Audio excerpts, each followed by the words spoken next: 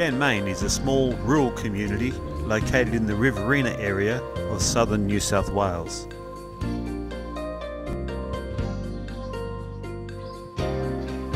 These days, Ganmain is best known for its successful Australian rules football team and the Ganmain Bakery's famous Ganmain pies.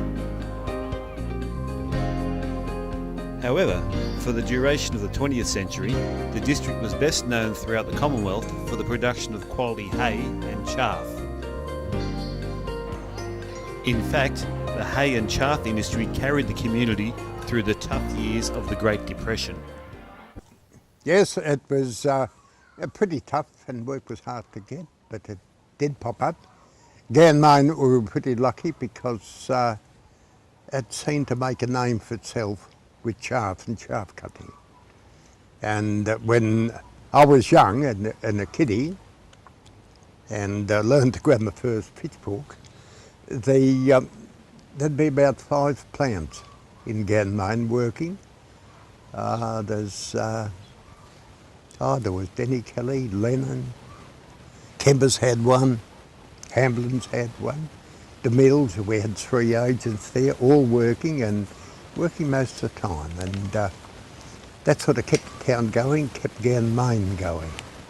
And I'd say that the reason Ganmain survived was it's their ability to grow and make chaff and export it all over the country, and the business people was there. Chaff, Ganmain was built on chaff. So, what is chaff and how is chaff made? This short video shows us how farmers grow wheat or oats, which is cut into hay, which is then cut up for chaff. The whole process starts with sowing the crop. But before the crop can be sown, during summer, weeds need to be controlled. Your weeds were controlled by fallowing and working your ground up in the summertime, or if you got a summer rain, you'd plough it up and kill your weeds and control them that way. Yep, so that's good. Yep, and like now at my day, we used to fallow and then work the paddocks and then work them again, and back in them days. And nowadays, it's just straight in, like straight direct drill. But yeah, like we done that, right up until the 80s and 90s. Going into the 90s, fallow. If you got a bit of rain, you'd work the paddock again. Just wasted all this petrol on how things have changed in farming today. Fallowing is simply digging the soil up to disturb the roots of any weeds that are growing in the area that needs to be cropped.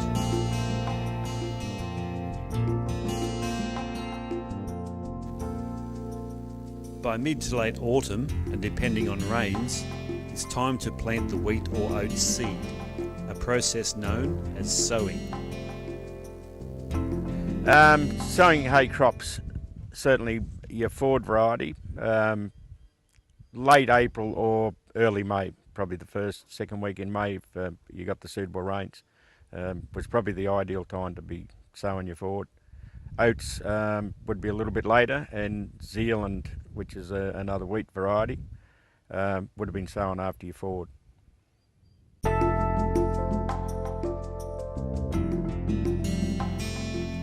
The wheat or oat seed and fertiliser was brought to the seed drill in bags, each weighing around 80 kilograms.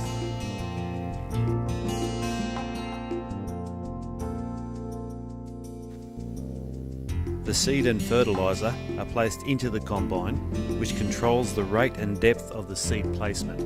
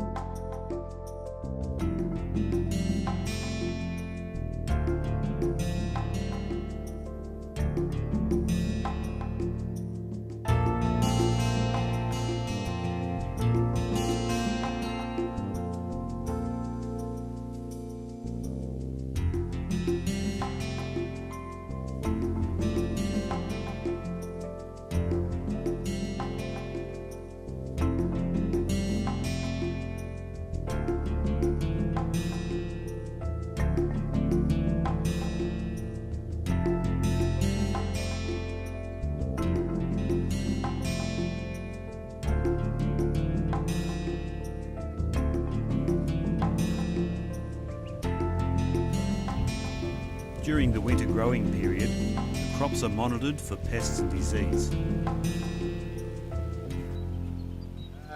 Ford and Zealand, you'd get up around, in a good year, they could be 6 foot or a fraction over 6 foot height.